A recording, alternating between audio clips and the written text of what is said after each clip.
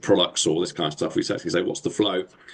Obviously, we can use our tool then to generate the flow based on the conversation with the business person using our data object graph technology. Or if we're working with another company at the moment to do a knowledge graph around mapping documents, and that's a specific use case. We're building an ontology potentially around that piece, but it's for that specific use case rather than trying to, I mean, interesting having some conversations with some knowledge management experts. And it's like library science and information science. It's like, well, that's great, but we're not building the great library of Alexander, for sake. We're building business use cases. So we need to kind of get that incremental view of how we build things like cross-domain graphs and cross-domain knowledge, but with use case by use case. And I think that's the real tension that we're seeing, and obviously the business, they don't care about if it's a graph or if it's whatever it is under the covers. They care about how they actually get their business process done, how they get their use case, and whether it's valuable and whether it works or not. And that's the other side of it, right? So, and we can't spend 6 months building this wonderful knowledge graph and the wonderful and it has no value, or it's too complicated, or this type of stuff as well. So I think it's that's the 2025 problem, right? It's the tension between actually use cases versus data. We're in a zero interest rate world. We can't spend 12 months and millions of pounds doing these kind of projects. How do we close that gap? Yeah, so I think that's one of the biggest challenge I have seen since mid of 2024. Since this Gen AI came into picture, everybody want to create a rocket launcher to go from ground floor to level 5. They want to build a rocket launcher. They say, and we just think and it answers. So coming towards Natalie, right? So how do you see these graphs? Because we are talking about data management, right?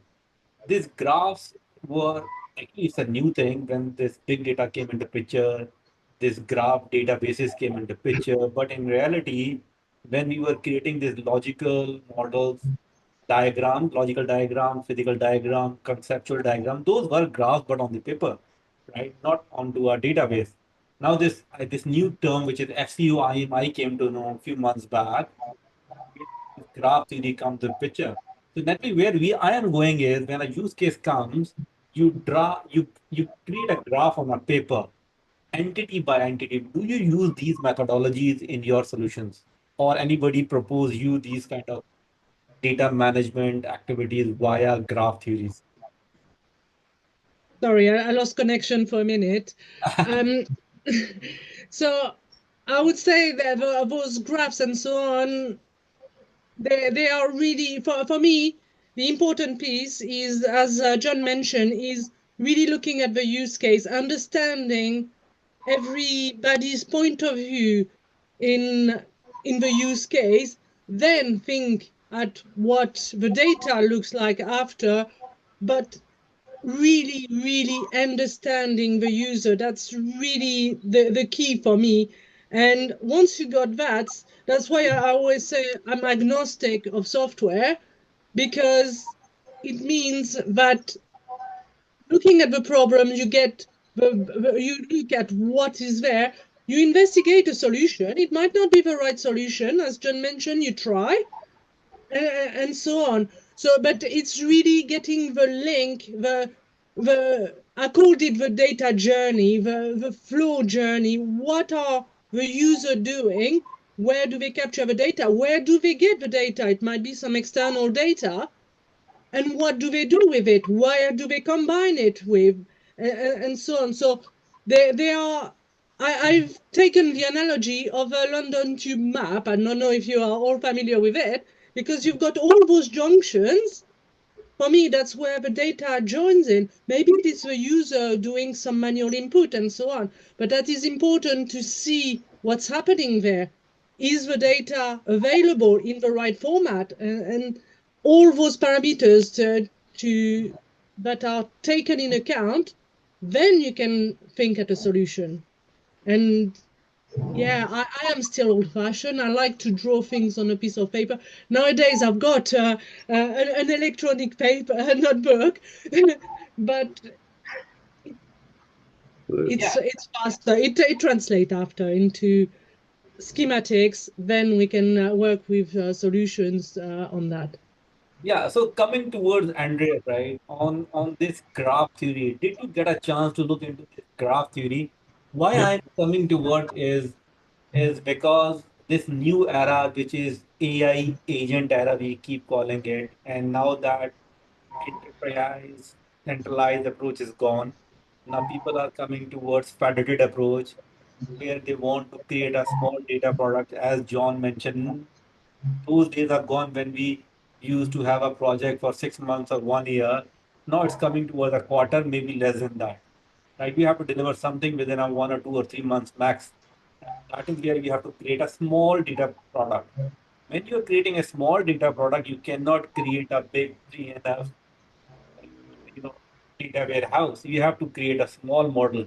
Now, how to create a small model? Either you end up creating a dimensional model, or you go towards data vault, focal point, anchor model. There are many methods, right? But the question is whether we should start from here or we should start from graph theory. My point of view is from graph theory, because graph theory shows you what this whole neural net, just a neural network, right? Shows you which connects what, and underneath what data model you create, that is very much dependent what you Yeah. want to deliver. But graph. So please enlighten us. How do you use this graph theory and graphs to start a project? So firstly, Hakuna is of course a semantics company. And we even have a semantic native academy where we teach people how to create knowledge graphs. So this topic is very, very close to my heart. So when we talk about knowledge graphs, we do have a couple of challenges that we need to acknowledge. And the very first challenge, so when Nathalie mentioned, we need to understand everybody's perspective. But we also need to realize that those perspectives usually don't align. And I'll give you a very interesting example I stepped on with our oil and gas customer.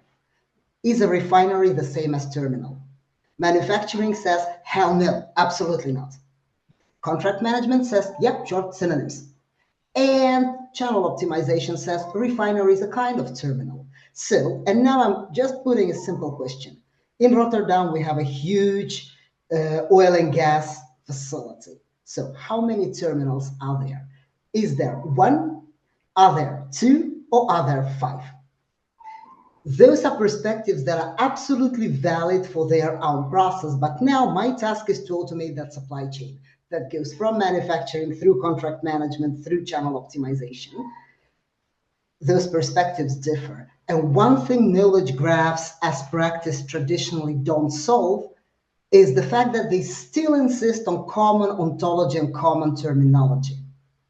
And that is the bane of the data initiatives overall, because am I going to force manufacturing to call their refinery all of a sudden a terminal, or who is going to give? Because nobody wants to give, everybody wants to stick to their perspective. They have the right to do so, and I support it. So that is one big drawback where we still need to do better in terms of knowledge graphs. And the second thing is the whole complexity of it. So semantics folks love their PhD degrees. They really love talking about ontologies and functional properties and domains and ranges. Try doing that. I'm not saying do that to business. Do that to a traditional data architect, you will alienate them. So what we do at Hakuna, one of the things that comes out of our research is a hypergraph. So a hypergraph is a single graph that is multidimensional and that is able to translate from one perspective to the other. So if you ask manufacturing how many terminals we have there, the answer will be one, because next to the refinery, there's also a terminal. And when you say, okay, how do I relay this to contract management? It automatically translates into, well, manufacturing says there is one terminal, but that is because they don't acknowledge refinery as a terminal. So for you, it would be two, but they count one because your perspective is different. So this kind of human-to-human interoperability that needs to be there before you even try to make systems interoperable. That needs to be there for a successful leveraging of the full power of knowledge graph, which of course then comes the fact that you have the metadata right there, you have the compliance embedded right there. So it's a fantastic solution, but it must be contextual. Otherwise, it goes into the same direction traditional approach goes into. So traditionally, we have conceptual, logical, physical. Now I see implementation with a global ontology, domain ontologies, and local ontologies. It's not helpful. It's only making things more complex, because how many people can actually create a good ontology? So we need to drop that, and then you will see that it will blossom. Now, another question, Mustafa, you mentioned is, but is it possible just to drill down a little bit on that? Because I think that there's a lot in that what you just said. I think this is absolutely fantastic. And do you mind if we just drill into that a little bit more before we go on to the next question? Sure, Is that sure, okay? So yeah, you're absolutely right. I mean, I did some posts this week around doing data object graph to knowledge graphs, and holy moly, I've waded right into that, and I got a few kind of interesting heated threads around exactly right, doing library science and all this kind of stuff, and it was basically around that exact same discussion around this kind of theoretical academic way of actually curating knowledge versus we need to build something to actually deliver to the business, and I think that context thing is really is so important, but quite nuanced, and it gets lost a lot of it. And I think, like I said, the hypergraph sounds awesome, sounds absolutely amazing way of doing it. The way we would do that is actually have the business process being the graph. And that terminal versus refinery is a classic example. They're two different business processes, and they join. If you've got one part of the business wants to understand a terminal, it's a terminal object, it's a data object, it's a data entity called terminal, and there's a refinery which is a completely different entity, but you can link them through the business process. And if you do that, the data actually changes throughout the business process. And I illustrated the post about a week ago around how you actually, my favorite one's customer, because it's something everyone kind of understands. Worked for a bank like 10 years ago, which had 3 business lines: retail credit card, retail cards, current accounts, retail loans, and business accounts. And they said, we had a very heated debate with the data architects. We got this concept with customers. Like, no, they're not. They're completely separate. And you follow the business process from marketing all the way through to finance, from risk and everything else. They're completely separate businesses. So why there's no need to actually homogenize the customer in there. You've got a business loan customer, you've got a card customer, and you've got a loan customer. It's like they're very, very different. And this is something, again, that's kind of lost on where people try and homogenize the stuff through. So I think the hypergraph is definitely a good way of doing it. The other way we do it is to say you've got different business processes, and you have the data assembled at each of those nodes in the business process, and then you join it across the business process. So you have that context all the way through. You're not trying to build one model to rule them all type stuff. So I think two very interesting, different, but like same trying to solve exactly the same problem in different ways. So I think that context thing is probably the biggest thing in data that we need to kind of get over in my mind. So. Yeah, and what I also want to add is that it's not necessary that data travels across processes. So sometimes it does. Yeah, sometimes exactly. You deal with homonyms. So the example that you brought up, the credit card customers, the banking customers, actually, if I'm a banking clerk, I'm not going to call it a banking customer. I'm going to call it a customer. And so will my credit card colleagues. And that is okay. We both have full right to this word. And what I see today in modern business glossaries, actually, I have a very funny example where a word asset was being defined. So they go there, oh, asset is already taken as manufacturing asset. Let's call it financial asset. No, financial asset is also taken by accounting. And then they came up with this term, financial asset for financial management. Who talks like that? How am I ever supposed to find data? I'm never going to look for financial asset for financial management. But that is how this problem is fixed. So, and it doesn't have to do with different processes. So you have synonyms, you have homonyms, but what you also have, technically speaking, if we're talking graph, you have some people who would see things as classes, whilst other people would see them as instances of class.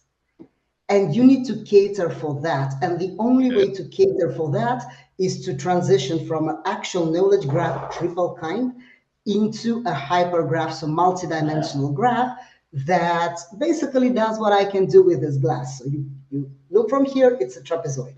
You look from above, it's a circle. And there is an area in which they translate to one another, so where they connect. So what is my glass? It's not a square, it's not a circle, it's a multidimensional object. And that's how we treat also the business. Now, the process in itself, it's part of our metadata. So we call it process lineage. And the process lineage tells you which process creates or uses or maybe even maintains, archives certain kind of information, which only then translates into, okay, this information is present as data in this system, that report, this document, that model, and this process touches this digital reflection of that information. So the whole metadata is then clicked together. But essentially, what we are looking at is, okay, what is your viewpoint, dear business stakeholder? And your viewpoint is the truth. We are not going to question it. We are not going to ask you to sit with somebody you never talked to and work out a common viewpoint. We're just taking it on board as is, and it's up to our accelerators and our method to connect those dots for you in the background and to provide a translator, an impartial interpreter between your world and somebody else's. So you can use it as a human before you go into a workshop with them, or your systems can use it to exchange data with one another, but then in full awareness of the context. I think that is right. Sorry, go on, Nathalie. Apologies. I think that is a great point. Being a translator, having a translator, to start with, you need to start with a human translator. I was thinking of the example of analysis. When you are a chemist, let's say, a medicinal chemist, you perform some analysis on your product. If you are an analytical chemist, yes, you will perform some analysis on the compounds that are given to you by the chemist. So it's a different thing.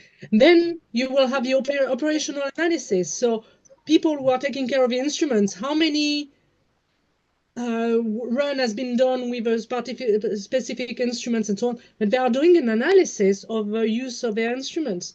Then you have a data scientist who will analyze the data. So it's another analysis. So you are speaking analysis. That means so many different things to so many different people. So you need first to identify your people, to identify the groups, and to be able to understand what is their process, what is their language, to be able to translate it. And that is a very complicated work to be done. You need to have people who understand those things and then to be able to transfer it into those hypergraphs that are very interested, I have to say, Andreas. Well, actually, it's not that complex because whenever you log in as a user, we already know what is the context you're coming from. Now, identifying the contexts might be difficult because where are the boundaries of the context? So that's the favorite question of data mesh implementation too. Where are the boundaries of my domain? It doesn't matter. Today they're here. And then if you look that two languages of your enterprise are way too similar, maybe you want to merge contexts. Maybe you want to split contexts. Maybe you want to create subcontexts. All of that is technical problem, which we solve very easily. So this is a technology problem. The important part is enabling the business user to interact with information and data in their own language and interact with other people, making sure no misunderstandings happen. So the context graphs are fantastic. Another great thing about the knowledge graphs is that it's so easy to migrate or to adjust them. Everything's connected. So once you start dragging, you drag everything that's connected and you put it into a different dimension. So, which makes it so much more flexible compared to traditional systems where you're dealing with data migration every time something changes, or metadata migration, even worse. So you have a non-transparent schema and you need to migrate it to another non-transparent schema. That is a nightmare, but a nightmare a lot of vendors actually consciously drag you into. But with a graph, it's really simple. But one thing that I forgot to mention about graph, and it's super important, is that graph enables you to stop splitting data management into, I have architecture here, I have metadata there, I have master data right here, and then I have digital twins and AI somewhere else. You have one cohesive universe of your information and data and metadata and a ready knowledge graph backend. Actually, my So next something for the digital twin. actually my